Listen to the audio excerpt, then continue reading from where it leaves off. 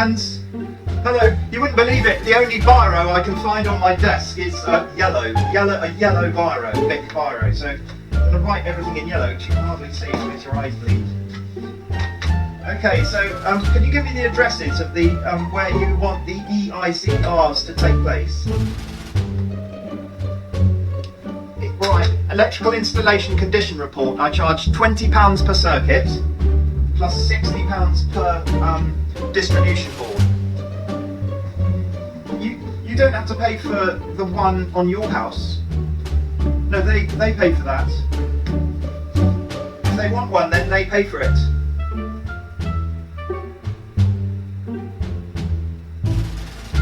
What they might be asking for is your electrical installation certificate. The one I did is a minor work certificate for, I believe, or it might be, no, you might be right, I might have put a new circuit in which case it's an installation, electrical installation certificate for that circuit, but not for the whole of your board. If you, yeah, do you want to count out how many MCBs you've got on there? No, you don't want to bother. Okay, then I'll drop it in a confirmation. At the moment, I'm taking it that you are getting both EICRs done. All right. What, your house? Your house is more urgent. Okay, give me a few minutes, and I'll text you back with a time. All right. Thank you. Cheers. Bye.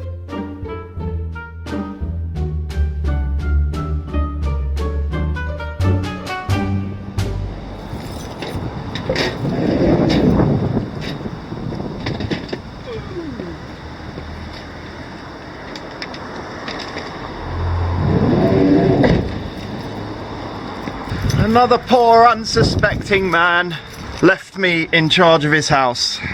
EICR time again. So, first look at it. I put something in here a couple of years ago. Copper showing, labelled. The label. I'm going to go around with an R2 lead first.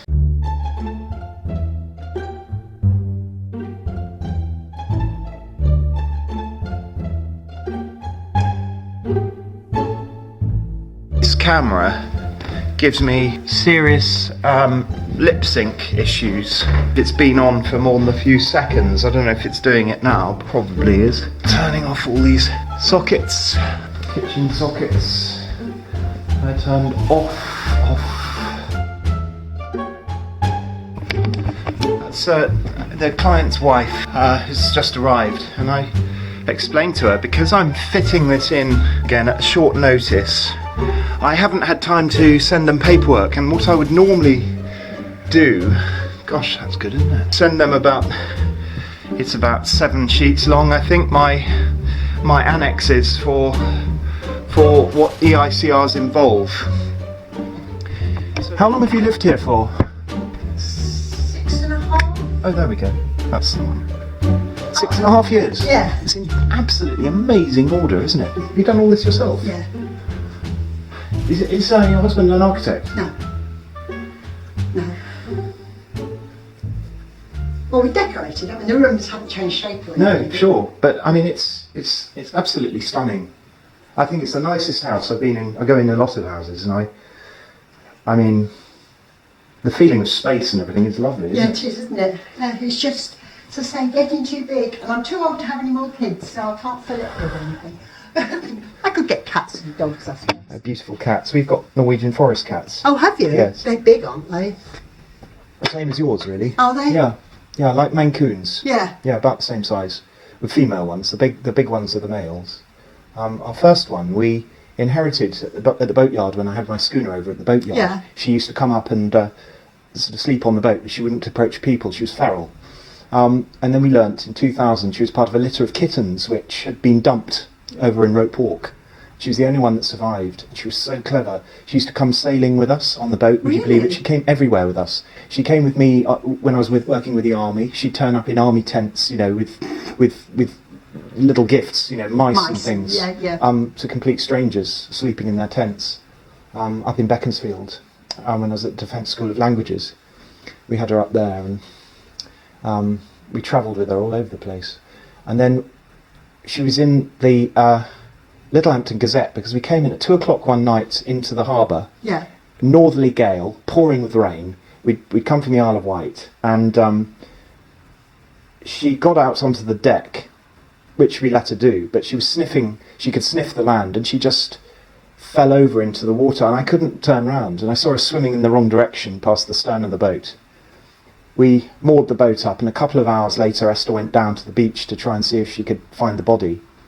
But she'd swum out towards the sea, towards Westworks. Right. So no hope. I was absolutely gutted with it.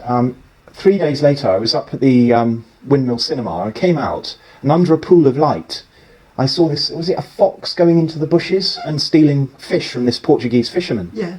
And I dumped my bike and I called Miss Moon, because that was her name, and she stopped dead and came trotting towards me. Yeah, and she'd obviously swum off towards the Westworks, out where we were, out at sea. Yeah. And then turned round and come into the lighthouse place. But, I mean, there's no way you can get up there unless you swim right up to where the steps are. So, I mean, that's hundreds and hundreds of yards. Amazing. You know. I didn't even know cats could swim to us. Oh no, she could swim. She fell into the St Catherine's Dock in London when we had the boat up there. When I was working in Iraq, we had the boat up in London at Canary Wharf. I came home. We had a trip to St Catherine's Dock. She fell into St Catherine's Dock and hauled herself up a steel pile to get back out. The way she'd done it, we locked her in the boat when we went to the festival hall. She opened the scuttle, which is a bronze port light, which she lifted up because we saw fur around the bottom of it, where she'd squeezed herself out. She'd got onto a rope. She climbed up the rope and then dropped into the water, and then we saw this wet trail across the pontoon. Another time she got stuck in the lock gates. There was a place where the lock opens. She went right down into the mechanism, and the two girls that operated the locks just kept the lock closed for 24 hours until she came out. She went up to London Bridge, Tower Bridge. She walked up. She went up there, explored Tower Bridge from St Catherine's Dock. Yeah, she was a gorgeous, very clever cat. She used to catch crabs and things under the boat. That's how she lived before we had her. Yeah. And then Esther said, "Oh, we should take her home." I said, "No, she'll get run over."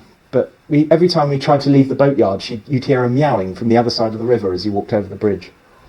So you did take her home? Because she'd sort of follow us if we weren't careful. Yeah. So, So that's an old... Is that an Austin? Probably. It's got there. Yeah. And who are these people? That's my mother and father-in-law. She was Dutch. So when were they born, do you think? He was born 1899.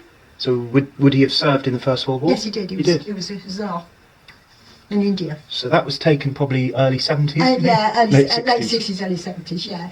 And he served in the Second World War. Was that him there? Yeah. That's him? That was in the Second World War. Okay. And he was a jockey in the First World War. Well, he was a I know, yeah. So he served in both wars. What does Hans do? He was heating and ventilating engineers, but he did all his qualifications in that, and then at 20-something switched to social work.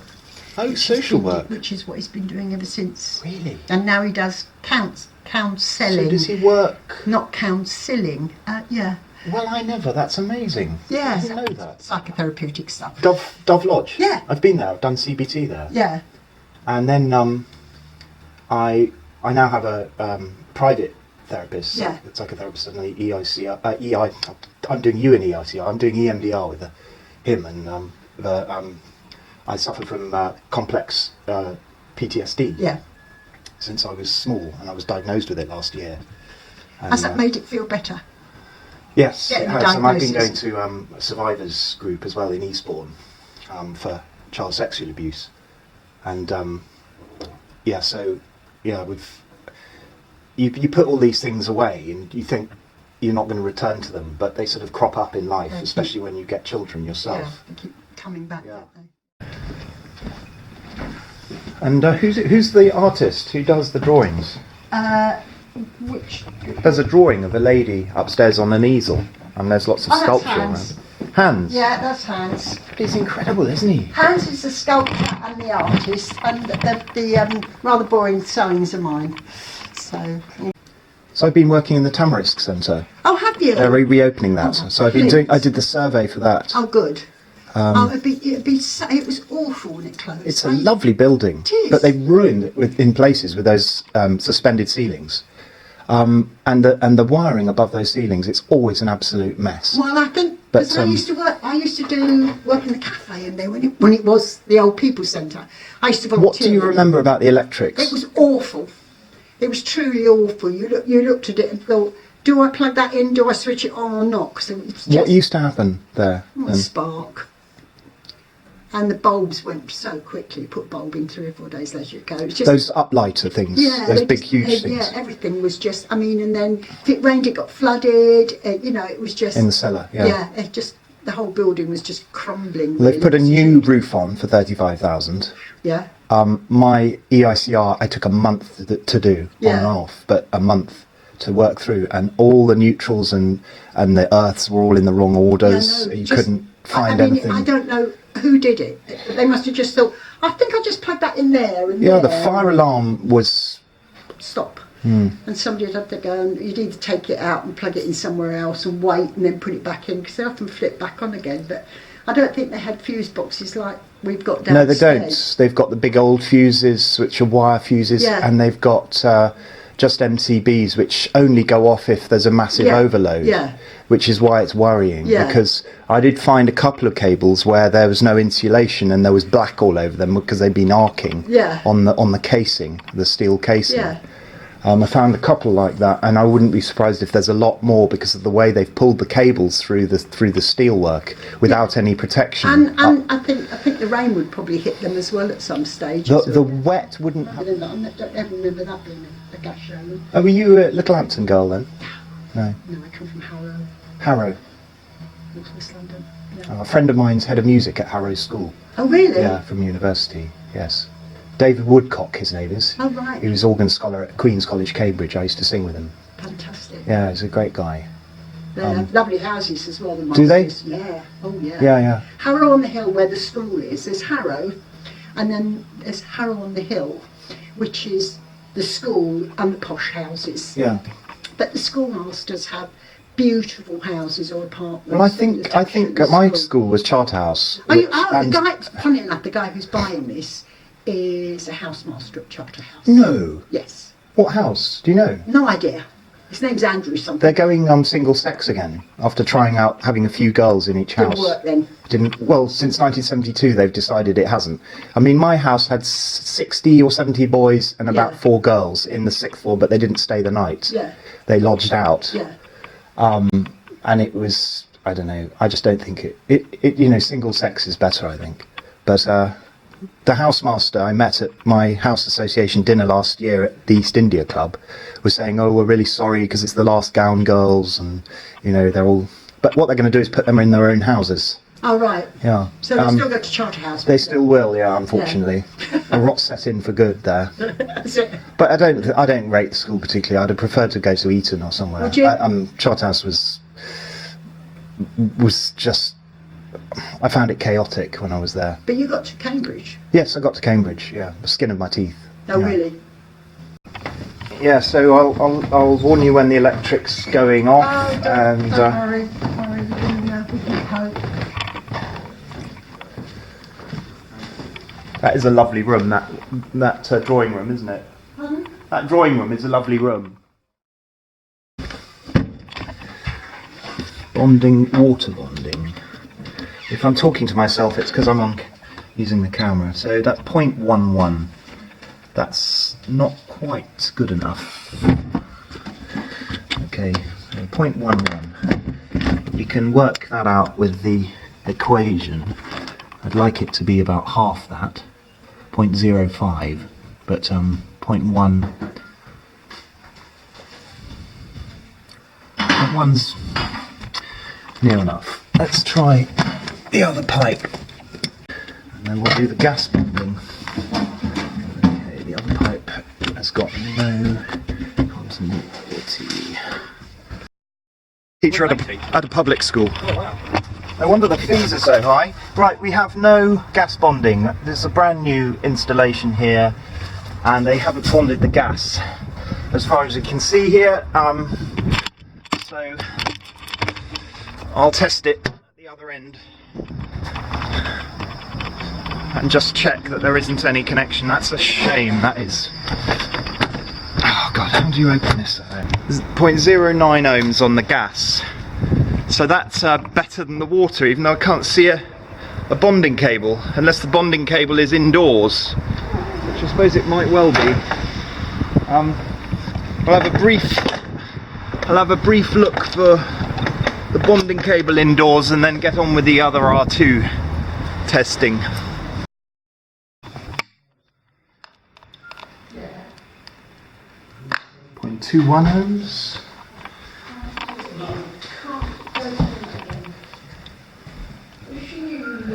0.31 ohms.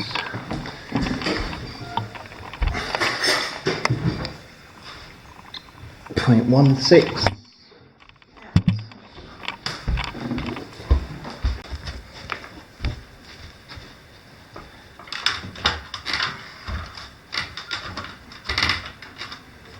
0.27 CPC.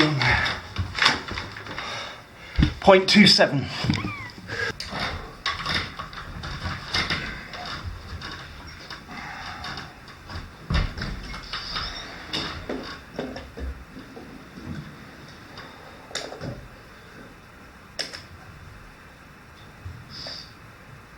0.34. Bedrooms now.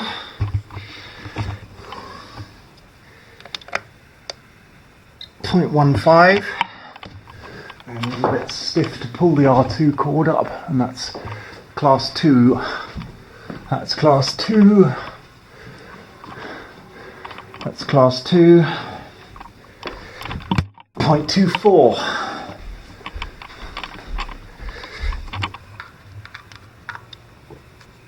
0.21. I don't want to bother over that. 0.39. Bathroom. Okay, so I'm going to need my bigger step ladders for these ceilings.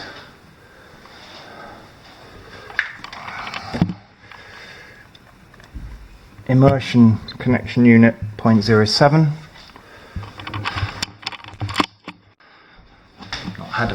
Not had a house like this for a while, where everything comes up. Second floor.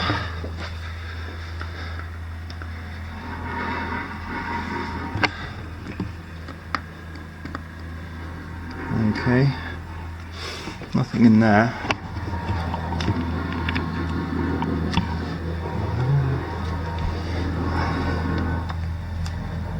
.29. That's all class 1. So we'll have a look at the top floor lighting. It's all class 2, isn't it? It's all class 2 up here. It's all class 2. And this is one of those Wix ones. I know I've put these in before. Oh yes, it is. 0.50, 0.50. Nothing on the switch. 0.50 on the Wix light, and 0.14 on that. How did that get under there?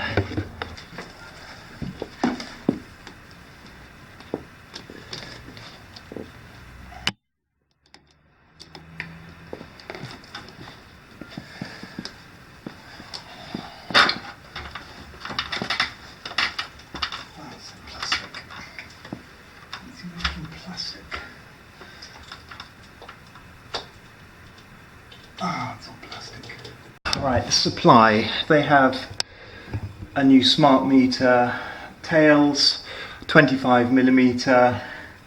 The main earth conductor is 16mm. Accessibility is fine. Cutout fuse is 100 amps. it is a concentric cable, so that is TNCS, and nothing much more to be said here. We've got a couple of chunky 40 amp MCBs unprotected by MCB, and that is unprotected by RCD, and those look to be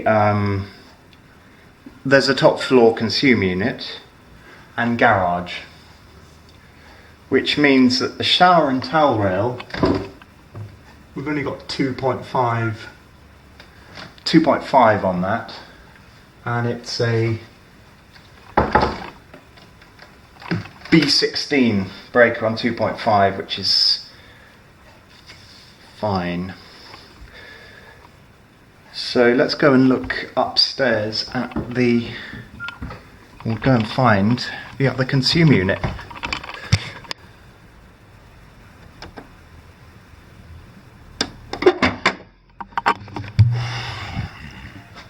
Quite a bit to do here, haven't we? It's going to be a full day tomorrow then. I'm an hour into it, and we're ready to go for the dead testing now. So I'm going to switch everything off, and we'll do the ZE here. We'll do the R1, R2 of the upstairs board, which will be this, which will be the ZSDB there, and we'll do the PFSC once we've reconnected the main earth conductor here.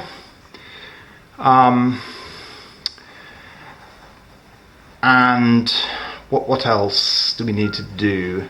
Then I suppose I'll do the two submains first, because they're well defined and easy, and then we'll go on to the rings, and shall I just do this board first? Not bother with upstairs, do one board at a time. It might seem obvious, but sometimes there's method in the madness to do all the rings at in one swoop. Okay, so ZE then. Voltage tester. Voltage tester not here. Okay. Need to go to the van again. Okay, well, we're going to run out of battery soon on the camera, so we'll just nip round, and first of all I'm just going to isolate all this, and power supply fault, that's great. Oh dear, what are you doing?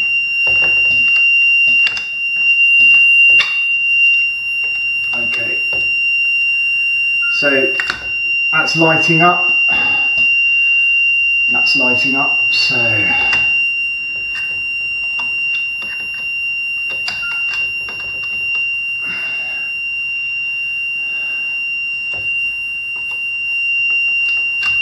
dead.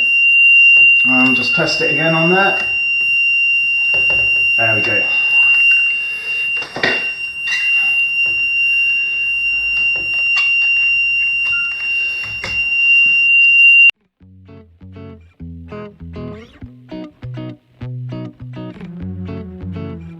It's an hour or so later. I've done the two submains. The two submains spot on. I've noticed there's a C2 which is down to me, so it's a bit of warranty work out in the garden. There is I've done a ring, I've done the kitchen ring. I discovered a broken neutral in one of the sockets there. Put it back. It's just the design of these double sockets they're non-branded sockets, and the screws are a bit wonky in them, so the neutral had slipped out, and it hadn't been doubled back, you know, sort of folded back on itself, so it just slipped out. Same with one of the fly leads, but the fly leads don't mind because this is all earth once it's in with this earth bar. I'm now on circuit 8, utility ring. I'm just doing the end-to-ends and crossovers on that. I've taken ZS's already, and yeah, so then I'm going to close down for just for this afternoon, because I've only been here a couple of hours, 2 or 3 hours. I'm going to close down before it gets dark so I can have the lights back on, come back. I'll ask if I can leave my stuff here, tidied away in a corner or something, and then we'll start early tomorrow and get the bulk of it done tomorrow. I think there might be a little bit still left over at the weekend, after the weekend, but I'll do the majority of the paperwork. I'm going to drop the scope of work in tonight because he hasn't had it, because it was a bit last minute, this booking. Yeah, so let's do the crossovers for this way number 8. Okay, little R2 0.51, little R1 0.32, little Rn. Perfect. 0.33. Little Rn. 0.33. So 0.32 plus 0.51 is 0.83. Divided by 4 is 0.21. We need 0.21 on the R1, R2. So that one goes to that one.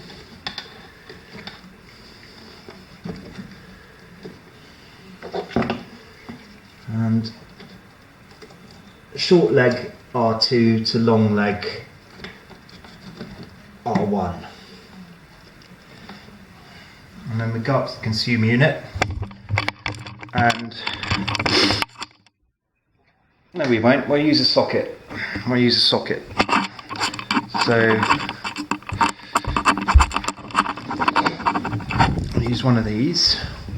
Stuff him in there. Stuff him in there. And we've got 0.42, which is somewhat more than I want, but when this happened in the kitchen, I just took them off the wall. I think they are a bit cruddy inside there. I took it off the wall and tested from behind the socket. You'll probably find that will drop down. It's not very easy to get to this one, but we'll do it here.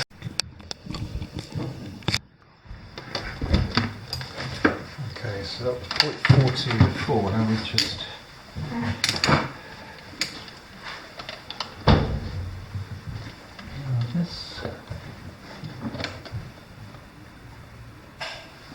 It's still in the 0.4s. 0.38. 0.38.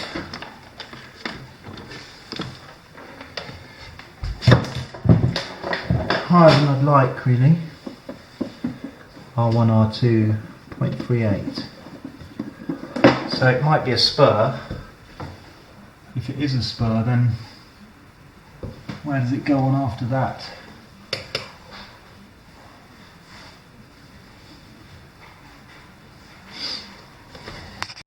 Yes, we've heard a lot about that of late. I think the thing to say is that we are so fortunate in the UK. 0.27, that's more like it. Amazing. Over here. So possibly that's a... and it is worrying when you start to see coverage levels. Those 2 points there might be a spur, might be spurred off. But it's not fused. It's not a fused spur, and it's got more than 1 point on it.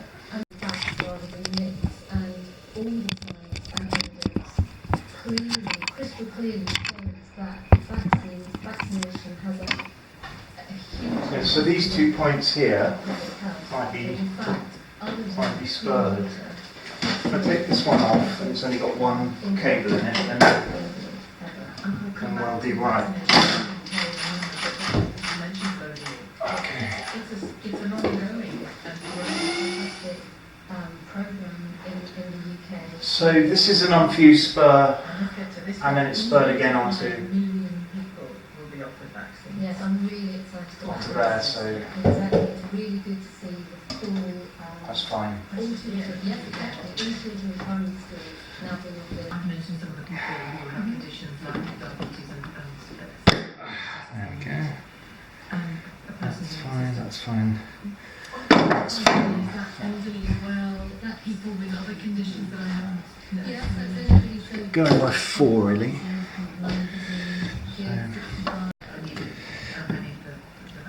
Bend the ends over, and that will just prevent them from slipping out of the wonky screws. When you put these into a square hole as opposed to a round one, you do need turning over. You cut them back a bit further and then just turn the ends over.